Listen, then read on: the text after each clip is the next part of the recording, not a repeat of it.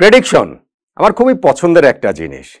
যারা আমরা খেলাধুলা পছন্দ করি তাদের সবারই এইটা পছন্দ হওয়ার কথা। ভাই, যে কোনো ম্যাচ শুরু হওয়ার আগে, টুর্নামেন্ট শুরু হওয়ার আগে, বিশ্বকাপ, চ্যাম্পিয়ন্স ট্রফি, বড় বড় টুর্নামেন্ট শুরু হওয়ার আগে আমরা এটা নিয়ে আলোচনা করি না যে কারা শিরোপা জিততে পারবে, কারা ম্যাচ জিতবে, কারা নকআউট পর্বের ম্যাচগুলো জিতবে। সো নকআউট মনেও আমরা সেটা করি, নিয়মিতই করি। এবারে চ্যাম্পিয়ন্স ট্রফিও তার ব্যতিক্রম ছিল না। সব কি মিলেছে? সব প্রেডিকশন না, সব মেলেনি, কিন্তু মূল যে জায়গাগুলো, মেজর যে জায়গাগুলো, সেগুলো তো মিলেছে। ধরুন, টুর্নামেন্ট শুরুর আগে আমি যে পাওয়ার র্যাঙ্কিংটা করেছিলাম সেখানে 1 নম্বরে রেখেছিলাম ভারতকে, 3 নম্বরে রেখেছিলাম নিউজিল্যান্ডকে। 8টা দলের মধ্যে 1 আর 3 নম্বরে থাকা 2টা দল তো ফাইনালে খেলছে। হ্যাঁ, ওইখানটাতে 2 নম্বরে পাকিস্তান ছিল, 1, 2, 3। ভারত, পাকিস্তান, নিউজিল্যান্ড একই গ্রুপের 3টা দল কেন প্রথম 3-এ, এইটার ব্যাখ্যা আমি তখনও দিয়েছিলাম। অনেকেই আপনারা বুঝতে পারেন না, কেউ বুঝতে পারেন না। সো সেইটার ব্যাখ্যা আবারও বলি যে এই গ্রুপটা থেকে যেই 2টা দল, 3 দলের মধ্যে তো একটা দল বাদই হয়ে যাবে সেমিফাইনাল আগে, কিন্তু যেই 2টা দল উঠবে তাদেরই ফাইনাল খেলার চান্স বেশি, তাদেরই শিরোপা জয়ের চান্স অন্য গ্রুপের যে কোনো দলের চেয়ে বেশি। এক্স্যাক্টলি সেটাই হয়েছে। 1 এবং 3 নাম্বার দল ভারত ও নিউজিল্যান্ড তারাই ফাইনালে উঠেছে। আর বাংলাদেশকে 8 নম্বরে রেখেছিলাম, কাগজে কলমে বাংলাদেশ হয়তো বা 6 নম্বরে থেকে শেষ করেছে পাকিস্তানের উপরে, ইংল্যান্ডের উপরে, কিন্তু বাংলাদেশ ভাই 8 নাম্বার দলই। সো যাক, ওইটার কথা বাদ দেই। এখন ফাইনালে যে ভারত নিউজিল্যান্ড মুখোমুখি হচ্ছে সেইটারই বা আরেকটা প্রেডিকশনটা কি। মাঝখানে যে সেমিফাইনাল উঠেছিল সেইখানে আরেকটা পাওয়ার র্যাঙ্কিং করেছিলাম, সেখানেও 1 নম্বরে ভারত, 2 নম্বরে নিউজিল্যান্ডকে রেখেছিলাম, 3 নম্বরে অস্ট্রেলিয়া, 4 নম্বর সাউথ আফ্রিকা। ওই 1 এবং 2 ভারত আর নিউজিল্যান্ড তারাই কিন্তু ফাইনালটাতে উঠেছে। এখন ফাইনাল প্রেডিকশনটা কি? অনেকগুলো বিষয় তো আছে। আমি আরেকটা ভিডিও করেছিলাম 10টা ফ্যাক্টর নিয়ে। এইখানটাতে ধরেন আমরা যদি আরো কিছু বিষয় নিয়ে আলোচনায় নিয়ে আসতে চাই, টসটা ধরেন একটা গুরুত্বপূর্ণ ফ্যাক্টর হয়ে উঠতে পারে। এখন টসের ক্ষেত্রে রোহিত শর্মা আসলে মুখ লুকাবেন, টসের কথা বললেই লুকাতে পারেন, কেননা সর্বশেষ 11টা ওয়ানডে ম্যাচের টসে তিনি হেরেছেন। ভারত ওভারঅল সর্বশেষ 14টা ওয়ানডে ম্যাচের টসে হেরেছে। রোহিতের 11টার বাইরে বাকি 3টা ম্যাচে ভারতের ক্যাপ্টেন্সি করেছিলেন কে এল রাহুল, ওই 3টাতেও ভারত টস হেরেছে। লাস্ট ভারত ওয়ানডে ম্যাচে টস জিতেছে, কিংবা রোহিত শর্মা টস জিতেছেন ইনসিডেন্টলি এই নিউজিল্যান্ডের বিপক্ষে 2023 বিশ্বকাপের সেমিফাইনালে। আরেকটা টস কি এইবার চ্যাম্পিয়ন্স ট্রফির ফাইনালে গিয়ে রোহিত শর্মা জিতবেন কিনা, এটা একটা প্রশ্ন।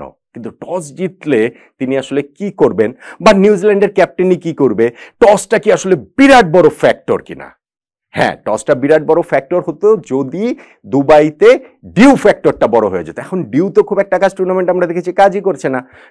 ভারত যে 4টা ম্যাচ খেলেছে, 4টা ম্যাচ টসে হারা সত্ত্বেও তারা জিতেছে। তার মধ্যে 3টা ম্যাচ তারা রান তাড়া করে জিতেছে, একটা ম্যাচ রান ডিফেন্ড করে জিতেছে। সার্টেন কোনো প্যাটার্নের কথা আপনি বলতে পারবেন না। এখন যেই ম্যাচটাতে ভারত রান ডিফেন্ড করে জিতেছে, সেইটার সেকেন্ড ইনিংসে যে নিউজিল্যান্ড ব্যাটিং করেছে, তাদের বরুণ চক্রবর্তীকে আন্ডার দ্য লাইট সামলাতে খুবই সমস্যা হয়েছে। ফলে নিউজিল্যান্ডের ক্যাপ্টেন মিচ সেন্টার টস জিতলে আগে হয়তো বা ব্যাটিংই করতে চাইবেন।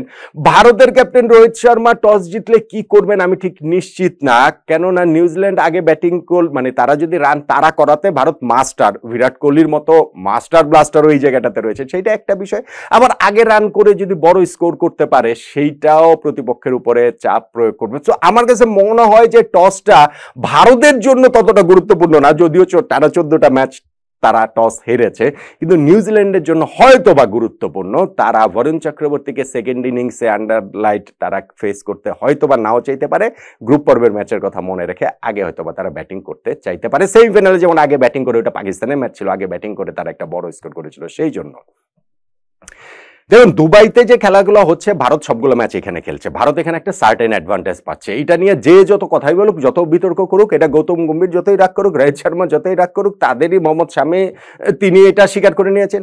নিউজিল্যান্ডের কোচ গ্যারি স্টেডও এটা বলেছেন, অনেকেই এটা বলছেন যে হ্যাঁ ঠিক আছে, এটা তো মানে ভারত একটা কি বলেছিল অ্যাডভান্টেজ তো পাচ্ছেনি, কিন্তু এখন সেটা নিয়ে কমপ্লেন করার কি অবস্থা নিউজিল্যান্ডের রয়েছে? না, এটা ওয়ান অফ ম্যাচ, ফাইনাল, যে কোনো কিছুই হতে পারে। আমি টসের কথা বললাম, আপনি যদি উইকেটের বিবেচনা নেন তাহলে দুবাইতে যে 4টা ম্যাচ, সবগুলো তো ভারতই তো খেলেছে, সেই 4টা ম্যাচের ফার্স্ট ইনিংসে অ্যাভারেজ স্কোর হচ্ছে গিয়ে 246, তার মধ্যে হাইয়েস্ট হচ্ছে গিয়ে 264, যেটা সেমিফাইনালে অস্ট্রেলিয়া করেছিল, ওইটা তারা করে আবার ভারত জিতে গেছে। ফলে এটা যে বিরাট রানের উইকেট হবে, পাকিস্তানে যেটা আমরা দেখেছি যে 350 চেজ হয়েছে, সেইখানে average first innings innings total 295, দুবাইয়ের উইকেট সেরকম হবে না। দুবাইতে যে 4টা ম্যাচ হয়েছে 4টা ভিন্ন ভিন্ন উইকেটে খেলা হয়েছে, ফাইনালটাতে অবশ্য একটা ইউজড উইকেটে খেলা হবে, যে উইকেটে ইন্ডিয়া পাকিস্তান ম্যাচ হয়েছিল, তবে সেই ম্যাচটা হয়েছিল 23শে ফেব্রুয়ারি, 2 সপ্তাহ আগে। ফলে উইকেট রেস্ট নেওয়ার যথেষ্ট সময় পেয়েছে, এইটা মোটামুটি একটা ফ্রেশ উইকেটের মতোই আচরণ করবে। সো এইখানটাতে যে খুব অন্যরকম কিছু হবে দুবাইয়ের উইকেটের, এই জায়গাটাতে আমার তা মনে হয় না। ভারত নিউজিল্যান্ডের আমি একটা কথা বলেছিলাম যে একটা ইন্টারেস্টিং ফ্যাক্ট, এই দুইটা দল আইসিসি ইভেন্টের ফাইনালে দুইবার মুখোমুখি হয়েছে, 2000 সালের আইসিসি নকআউট বিশ্বকাপ ফাইনাল এবং 2021 সালের আইসিসি টেস্ট চ্যাম্পিয়নশিপের ফাইনাল, দুইবারই নিউজিল্যান্ড জিতেছে।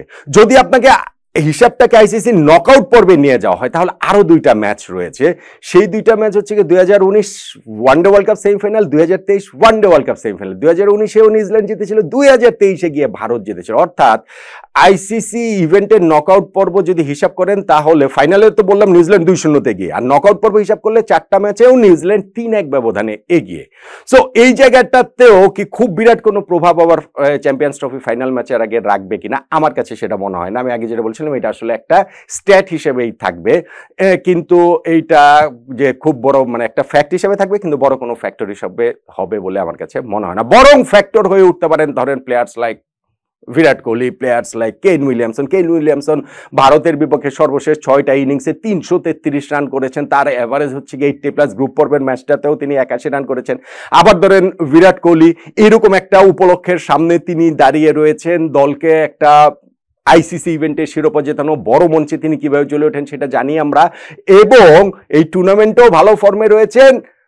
ওয়ানডে ইতিহাসের সর্বকালের সেরা রান গেটার সচিন টেন্ডুলকার, এবং তার মাঝখানে রয়েছেন শুধু কুমার সাঙ্গাকারা। সেই কুমার সাঙ্গাকারকে পেরিয়ে যাওয়ার জন্য বিরাট কোহলি প্রয়োজন 55 রান। সো ফাইনালে তিনি সেই 55 রান করে জাস্ট টেন্ডুলকারের পরে তো চলে আসতেই পারেন, সেইটার কথা তো আসলে বলা যেতেই পারে।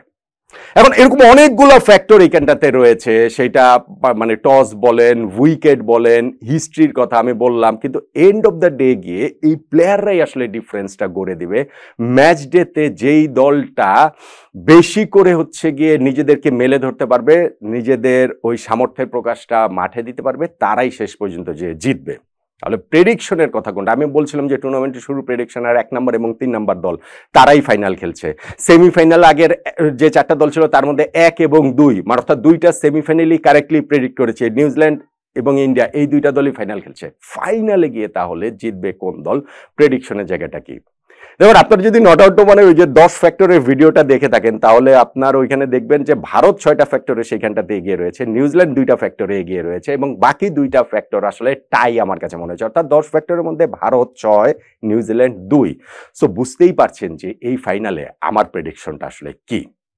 আমার প্রেডিকশন হচ্ছে গিয়ে এই ফাইনালটাতে ভারত জিতবে, নো ম্যাটার হোয়াট, টসের রেজাল্ট যেটাই হোক না কেন, উইকেট যেরকমই বিহেভ করুক না কেন, ভারতের এইরকম একটা অলরাউন্ড টিম, তাদের না জেতার আমি কোনো কারণ দেখি না। আমি বলবো না যে নিউজিল্যান্ড জিততেই পারে না, বা নিউজিল্যান্ড জিতলে সেটা একটা হিউজ আপসেট হবে, আমি সেইটা বলবো না, কিন্তু স্টিল ভারতকে আমি এগিয়ে রাখবো, বেশ ভালো ব্যবধানে আমি আসলে এই ফাইনালটাতে ভারতকে এগিয়ে রাখবো। ধরুন 72-28 আমি 100-এর মধ্যে 72% আমার মনে হয় ভারতের জয়ের সম্ভাবনা, 28% নিউজিল্যান্ডের জয়ের সম্ভাবনা। আপনার প্রেডিকশনটা কি ফাইনাল নিয়ে? জানিয়ে যেতে পারেন।